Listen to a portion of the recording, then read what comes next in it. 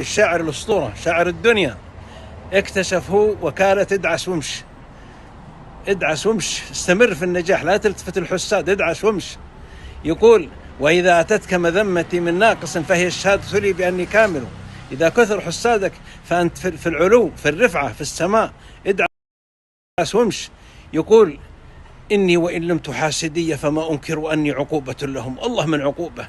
يقول: أنا معذورين لكني عودت أعتذر. إني وإن لم تحاسدي فما أنكر، أعترف إني عقوبة لهم. الله الناجح هذا ترى خلقه الله عقوبة للحساد، في ذلك لا تلتفت الحاسد ولا ترد عليه. وإذا خاطبهم الجاهلون قالوا سلامة.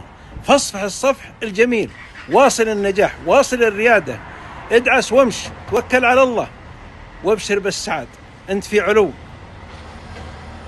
يقول أبو تمام: اعذر حسودك فيما قد خصصت به، إن العلا حسن في مثلها الحسد. صلوا